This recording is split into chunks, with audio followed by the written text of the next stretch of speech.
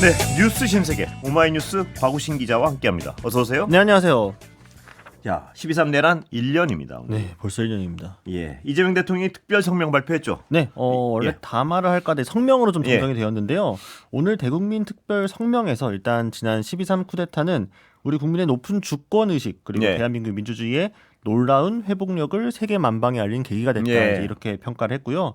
이 21세기 들어서 대한민국과 비슷한 민주주의 국가에서 이렇게 친위 쿠데타가 일어난 네. 경우들은 있었는데 하지만 비무장 국민의 손으로 평화롭고 아름답게 그 쿠데타를 막아낸 것은 세계 역사상 최초였다라고 예. 이렇게 높게 평가했습니다. 특히나 그러면서 여러 사람들을 호명을 했는데 예. 이 호명한 사람들이 누구였느냐? 국회로 달려와 장갑차를 맞고 경찰에 항의하며 의원들이 담을 넘을 수 있게 예. 길을 열어준 국민들, 계엄 해제를 의결한 국회, 또 문민 통제에 충실히 이행해준 군인, 2차 계엄을 막겠다고 밤새 의사당 앞을 지킨 청년들, 예. 또 특히나 쏟아지는 눈 속에서 은박 담요에 의지하면서 차가운 아스팔트 바닥을 지켰던 시민들을 한 명 한 명 불렀습니다. 그러면서 저들은 크게 불의했지만 우리 국민은 더없이 정의로웠다라면서 노벨 평화상 수상을 충분히 자격이 예. 있다라고 했고요. 예. 이 때문에 12월 3일을 국민 주권의 날로 지정할 것이다 이렇게도 밝혔습니다. 예. 내란 사태 사후 처리 중요성 이것도 강조한 것 같은데요. 네, 그러니까 오늘 예. 메시지 핵심 사실 이쪽에 좀 더 예. 찍혀 있다고 볼 수 있을 것 같은데요. 내란 진상 규명 그리고 가담자들에 대한 수사와 재판이 여전히 예. 진행 중이다라면서 빛의 혁명이 아직 끝나지 않았다라고 강조했습니다. 이 친위 쿠데타 가담자들에 대한 엄정한 처벌이 그 시작이고 예. 사적 야욕을 위해 헌정 질서를 파괴하고 심지어 전쟁까지 백책한 그 무도함은 예. 반드시 심판받아야 한다라고 했는데요. 그러면서 정의로운 통합을 이야기를 했습니다. 예. 이 정의로운 통합과 함께 민주주의 등불을 밝혀준 위대한 국민과 함께 빛의 혁명을 완수하겠다라고 했고요. 이 친위 쿠데타의 높은 담도 넘은 우리 대한 국민은 어떤 벽도 거뜬히 넘을 수 있을 것이다. 이렇게도 역설했습니다. 예. 자, 기자들과 질의응답에서는요. 네, 완전한 내란 청산은 강조했는데 네. 약간 입을 그 대답을 구체적으로 안 한 부분도 있습니다 보니까. 네, 그러니까 예. 보니까 구체적으로 좀 사법개혁과 관련돼서 현안 관련 질문들이 나온 데 예. 대해서는 대통령이 직접 입장을 표명하는 것이 또 여러 해석이 나올 수 있기 예. 때문에 약간 피하는 예. 모습이었고요. 다만 그러면서 몇 가지 전제한 것들이 있습니다. 우선 몸속 깊숙이 박힌 암은 예. 치료하는 것이 그렇게 쉽게 끝나지 않는다라면서 예. 근본을 확실히 치료해야 된다라고 단호한 강조했고요. 의지를 밝히면서. 네, 그렇죠. 그러니까 어제 현안에 오늘 대한 구체적인 얘기는 좀 안 하면서 뿌림 뽑겠다는 의지는 밝혔다. 뭐 이렇게 해석할 수 있겠군요. 네, 그러니까 원칙을 재확인하면서 예. 이제 기조를 좀 강조한 것으로 예. 보이게 됩니다. 그러면서 우리 후대들이 이런 일을 또 겪게 되면 안 된다라고 이야기를 했고요. 특히나 이제 내란 전담 재판부라든가 예. 2차 종합특검 같은 부분에 대해서는 국회가 판단할 일이다라고 이야기를 네. 했습니다. 근데 그러면서 전제했던 게 뭐였냐면 지금 내란 특검이 끝나더라도 예. 이 상태로 덮고 넘어가기 어려워서 네. 보나마나 이 특수본 등을 꾸려서 계속 수사해야 할 텐데 예. 그걸 정부에서 하는 게 바람직하겠느냐라고 예. 이야기를 했습니다. 예. 결국 정치적인 논란을 의식을 해서 특검이 계속 수사하는 쪽에 조금 대통령 마음이 쏠려 있는 것이 예. 아닌가 이런 해석이 나오고 있습니다. 중요한 얘기 같습니다. 예. 특검이 수사를 해야 될 것 같은데요. 어떤 방법으로 해법을 만들지는 아마 조금 지켜봐야 될 것 같습니다. 네, 일단 지금 여당 내에서도 입장이 명확히 정리가 안 된 예. 상황이기 때문에요. 자, 이런 가운데 윤석열 씨는 또 가만히 있지 않았군요. 예. 거기서도 뭐 입장문을 발표하고 했다고요. 예. 네, 오늘 오후에 갑자기 예. 880자짜리 입장문을 예. 배포를 했습니다. 여러 내용들이 있었는데 일단 이번 12.3 비상계엄이 체제 전복 기도에 맞서서 예. 국민의 자유와 주권을 지키기 위한 헌법 수호 책무에 결연한 이행이었다라고 예. 자평을 했습니다. 예. 주권자인 국민이 깨어나 망국의 위기를 초래한 대의 권력을 직접 견제하고 예. 또 주권 침탈의 위기를 직시하며 일어서 달라는 절박한 메시지였다. 뭐 이렇게도 이야기를 예. 했는데요. 예. 그러면서 뭐지 민주당이 무엇을 잘못했는지를 막 이야기를 하면서 계엄의 정당성을 좀 항변을 네. 했고요. 본인은 대통령의 권한인 비상사태를 선포를 해서 예. 자유민주주의 헌정 질서를 바로 세우고자 한 것이다라고 하면서 예. 다가올 선거 이야기를 애들로 했습니다. 불의하고 부정한 독재 정권에 맞서 똘똘 뭉쳐야 할 때이기 때문에 예. 국민을 짓밟는 정권에 레드카드를 함께 꺼내주시라 뭐 예. 이렇게도 언급을 했고요. 사실 이게 비슷한 내용이 오늘 또 공개됐던 요미우리 신문 예. 인터뷰에서도 같은 결이 있었습니다. 예. 역시나 비상계엄에 대해서는 이거는 헌정질서 붕괴 속에서 국가 비상사태 선언을 한 것이고 예. 주권자인 국민에게 이러한 사항을 알린 것이다. 예. 과거의 계엄과는 다르다. 이런 식의 주장을 또 되풀이를 했습니다. 예. 그리고 국민의힘 장동혁 대표는 메시지를 냈는데요. 이상해요 들으니까. 예. 뭐 아니 당의 어떤 몇몇 의원들이 이따가 설명해 주시겠지만 네. 사과를 하고 있는데 장 대표의 메시지는 그 반대쪽 같은데요 보니까. 예. 네, 그러니까 취임 100일을 맞아서 오늘 메시지가 나올까 안 나올까가 예. 많이 좀 궁금했는데 일단 별도로 공식 일정을 잡은 건 아니었고요. SNS와 이제 언론 공지를 통해서 메시지가 나왔습니다. 근데 첫 문장이 뭐냐면 12.3 비상계엄은 의회 폭거에 맞서기 위한 계엄이었다. 이렇게 시작을 윤석열 합니다. 주장하고 똑같은 거 아닙니까? 네, 맞습니다. 사실 그 비슷한 뉘앙스를 예. 지난번 대구 집회에서 언급을 예. 하긴 했는데 이렇게 예. 성문화해서 못을 박은 거고요. 예. 그러면서 이 계엄에 이은 탄핵은 한국 정치에 연속된 비극을 낳았고 국민과 당원들께 실망을 드렸다 네. 뭐 이런 식으로 이야기를 했는데요. 그러면서 본인이 약간 윤어게인 세력과 좀 비슷한 이야기를 한 듯한 뉘앙스가 좀 예. 여러 번 나왔는데 예. 이 책임을 언급하긴 했습니다만 이 책임이 뭐였냐면 예. 하나로 뭉쳐 제대로 싸우지 못한 국민의힘도 책임에서 자유롭지 못하다. 예. 당대표로서 책임을 통감한다라고 했기 때문에 정확히 이 책임은 비상계엄이나 내란 관련 사과는 아니었습니다. 예.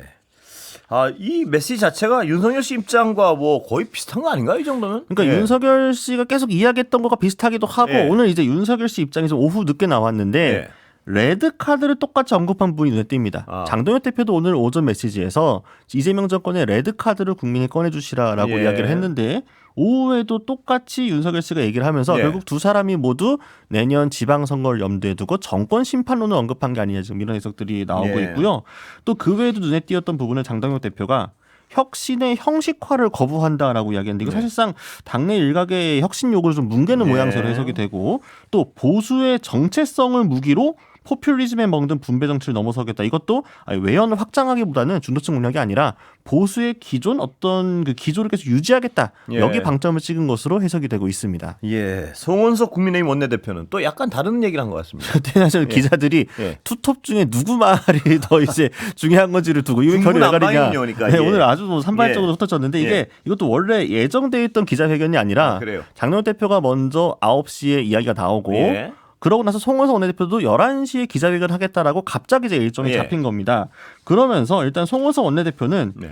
국민의힘 의원 107명을 대신해서 대표해서 이 자리에 섰고 예. 그러면서 국민 여러분께 다시 한번 진심으로 사과드린다 이렇게 예. 허리를 숙였습니다. 예. 그러면서 이 비상계엄에 대해서 이것을 막지 못한 데 대해서 엄숙한 마음으로 이 자리에 섰다라면서 예. 국민들에게 큰 충격을 드린 이 계엄의 발생을 막지 못해서 무거운 책임감을 통감하고 있다라고 했습니다. 그러면서 좀 이렇게 초반의 메시지 톤 앤 매너는 사과의 좀 방점이 확실히 예. 찍혀 있었습니다. 예. 다만 근데 송원석 원내대표도 이 전체 입장문을 보게 되면 예. 분량과 방점은 좀 반성이나 사과보다는 근데 정권이 좀 잘못했어 그때에. 네. 그러니까 뭔가 이재명 정권이 지금 뭔가 되게 크게 못하고 있는 거야라는 점을 많이 지적을 했습니다. 예. 또 가장 중요한 건 보통 이제 기자회견을 한다 그러면 네.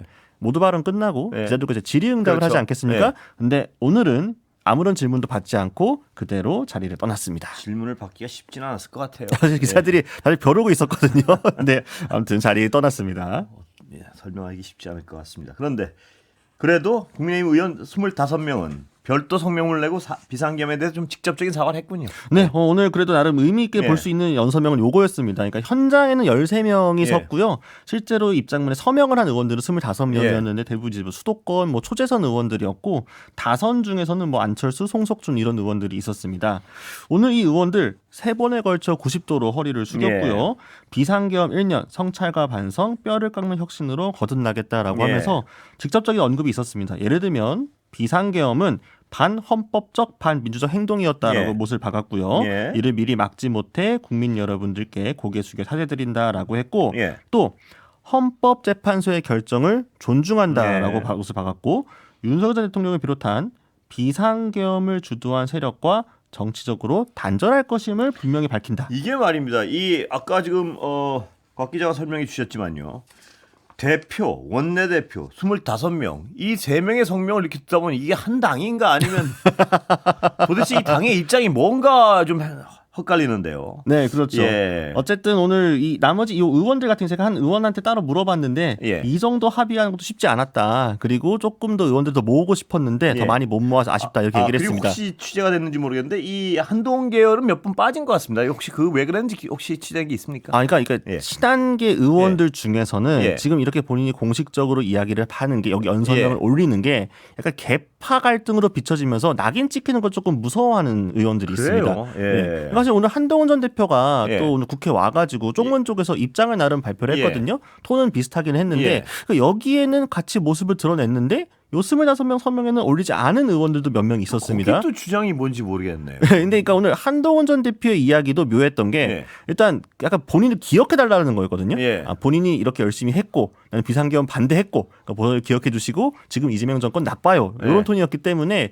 약간 조금 지금 오늘 나왔던 의원 25명의 성명문보다는 오히려 한동훈 전 대표 메시지가 약간 톤이 약하긴 했습니다. 그래요. 네. 근데 그분은 항상 어떤 대의보다는 자기를 먼저 앞에 내세우고 내 대의를 내세우는 것 같아서요. 약간 메시지가 분명하지 않을 때가 있습니다. 그래서 본인을 좀 홍보해야 되는 네. 입장이고 이 공천도 달려있고 하다 보니까 오히려 좀 오락가락하는 게 아닌가 예. 싶기도 합니다. 자, 추경호 국민의힘 국회의원의 구속영장 기각됐습니다. 결국. 예. 네, 결국 기각이 됐고 이것 때문에 좀 국민의힘들이 굉장히 오늘 목소리를 많이 예. 높였는데요. 일단 이재명 정권을 좀 독재로 규정하면서 대여 투쟁의 빌미를 삼겠다 이런 모습이었습니다. 사실 새벽에 구속영장 기각하고 추의원 나올 때까지 기다리는 당 지도부 의원들이 꽤 있었고요. 추경호 의원의 새벽 메시지는 이재명 정권은 정치 탄압, 야당 탄압을 중단하고 예. 민생을 지키고 미래를 키우는 일에 집중해주면 고맙겠다 이제 이런 예. 식으로 이야기하면서 좀 이제 조롱을 한 거죠. 예.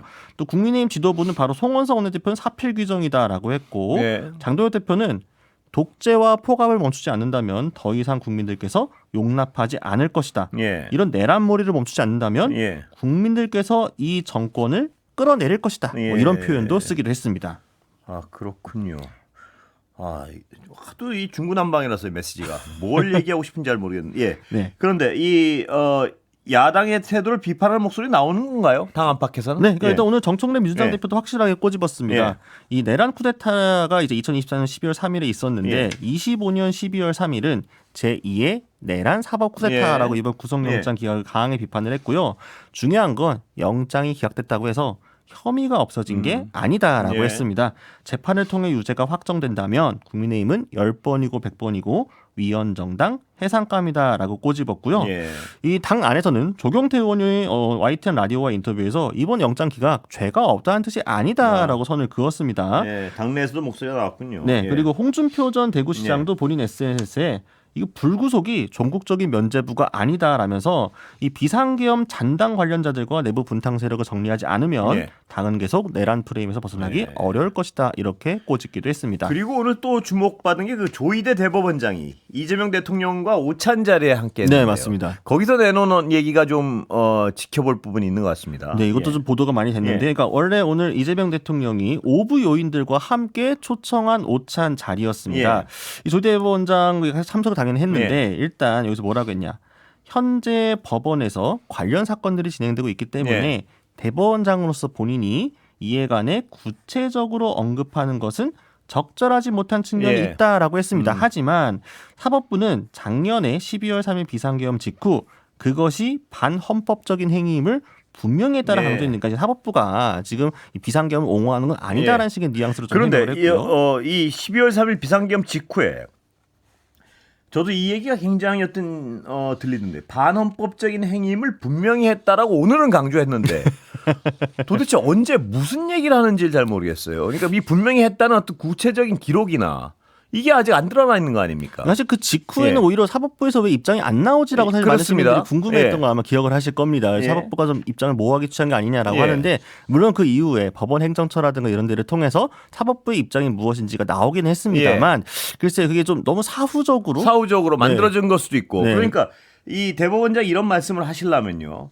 이게 굉장히 중요한 부분인데요. 이거 국민들한테 분명히 해야 될 부분인데 그래서 언제 어떤 식으로 어떻게 분명히 했는지 그 문건은 무엇이 있는지 사후적으로 작성한 게 아니고 그 당시에 작성된 것인지 여기에 대해서 사법부가 뭐 수사 전에 사법부가 좀 분명히 밝혀줬으면 좋겠어요. 아마. 그러니까 사법부의 신뢰도 지금 땅에 떨어져 있는 이유가 예. 여러 가지가 있는데 예. 사실은 이때 조희대 재판부가 뭐 한 거냐 대법원이 그렇습니다. 예. 그리고 사실은 수사가는 과정이라든가 국회에서의 질의에서도 그렇고 뭐 예를 들면 대표적으로 출입 기록이라든가 예, 차 타고 그렇습니다. 운전한 거라든가 그런 것들 뭐 기록이 없다 그러고 깔끔하지 않고 예. 하다 보니까 혹시 조희대 재판부도 비상계엄에 동조했던 거 아닌가라는 그런 의심이 의심을 할 만한 그렇죠. 정황이 분명히 있었죠. 네, 예. 의심이 있는 상황이다 보니까 이제 와서 조희대 대법원장이 이런 말을 하는 게 예. 얼마나 효과가 있겠느냐 뭐 이런 지적이 나오고 있기는 합니다. 예, 그리고 이런 어떤 그때 당시에 지금 각 기자 설명해 주셨듯이 그 당시에 어떤 대법원의 행위에 대한 구체적인 얘기를 안 하고 밝히지 못하고 있다 보니까 그 다음에 있었던 이재명 당시 후보에 대한 어떤 판결도 이런 연속성상에서 어떤 일이 있었던 거 아닌가. 예를 들어서 사법부가 어떤 내란에 연루되는 행위를 해놓고 그것을 덮기 위해서 이후에 어떤 그런 무리한 재판을 한 거 아닌가. 뭐 이런 의심도 있고요. 그렇다면 이걸 말끔히 해소하기 위해서는 적어도 사법부가 분명한 어떤 시리얼 순으로 그걸 좀 밝혀야 될 것 같은데요. 네, 그러니까 사실 오늘 조희대 대법원장이 얘기했던 거는 우리 사법부를 좀 믿어달라. 재판부도 재판 잘 할 거고. 그러니까 지금 여권에서 이야기하는 사법개혁안들 조금 무리한 측면이 있어. 좀 국민을 위해 잘 염두를 해줘라는 사실 이야기였거든요. 근데 앞에 전제가 되어 있는 사법부가 잘했다가 되어야만 기다려 들을 텐데. 사법부가 스스로 난 이러이러했고 이러이러한 이렇게 분명히 그걸 얘기 안 하면서 단순히 믿어달라 그러면 그건 참 굉장히 어떤 쉽지 않은 일인데요. 이게 만약에 그걸 사법부 스스로가 분명히 밝히지 못하면은 수사를 해야 될 상황이 같기도 하고요. 네, 그렇기 때문에 아마 바로 그런 점들까지 포함을 해서 2차 특검을 종합을 해야 되는 게 아니냐는 이야기가 여권에서 나오고 있는 것으로 보이고요. 자, 김건희 특검이 구형했군요. 네, 속보가 왔습니다. 굉장히 중요한. 네, 김건희 씨가 1심에서 징역 15년, 벌금 20억 원이 구형이 되었습니다. 자본시장법 위반과 알선 수재로는 11년이 구형이 되었고 정치자금법이 4년형이 구형되는 상황이고요. 실제 선고는 내년 1월 28일에 선고가 될 예정이고 특검 측에서는 상당히 좀 준비를 해서 엄벌 필요성을 강조한 것으로 전해졌습니다. 한덕수 씨의 구형량하고 똑같군요. 네, 징역 사실 그때 한덕수 전 총리도 15년이 나왔기 때문에 김건희 씨에 대해서도 한 10년에서 20년 사이 얘기가 많이 나왔습니다만 어떻게 보면 특검 측에서의 구형의 기준은 한덕수 15년, 김건희 15년 요거로 좀 잡힌 게 아닌가. 그렇게 추정하는군요. 네, 그런 해석도 많이 나오고 있었습니다. 이게 선고는 언제쯤인가요? 내년 1월로 선고가 잡혀 있는 상황입니다. 내년 1월 28일 수요일입니다. 그럼 아직 많이 남았네요. 한 달 좀 더 한 달 반 이상 남은 거죠. 2달 가까이. 이것도 역시 어떤 분명히 특검의 의지는 내란 특검 못지않게 강한 것 같습니다. 이 구형 15년 이 정도면 굉장히 어떤 한덕수 씨 때보다는 어떻습니까? 지금 예상치에 좀 근접한 구형량인가요? 그러니까 물론 이제 받아들이시는 분들 입장에서는 김건희 씨가 뭐 V0고 사실상 이 내란 비상계엄의 원인 중에 하나로도 보이고 있는데 15년 너무 작은 거 아니야 이렇게 생각을 할 수도 있겠습니다만 사실 지금 씌워진 혐의들을 보게 되면 일단 뇌물죄를 적용하지 못한 점이 좀 크고요. 일단 그게 왜냐하면 좀 컸고 자리가 없었기 때문에. 그렇죠. 그러니까 이게 공직자가 아니기 때문에 뇌물죄를 같이 엮기 어렵기 때문에 결국 기소를 기소 못한 부분 그리고 지금 적용된 혐의들 알선수재라든가 이런 부분들인데 정치자금법도 그렇고 기본적으로 이 죄목들의 형량 부과할 수 있는 한계치 자체가 그렇게 높지가 않습니다. 그래서 이제 기자들도 예상을 했던 게 징역이 한 10년에서 20년 사이에 플러스 알파 정도로 예상을 했었습니다. 여기까지 듣겠습니다. 박우승 기자 수고하셨습니다. 감사합니다.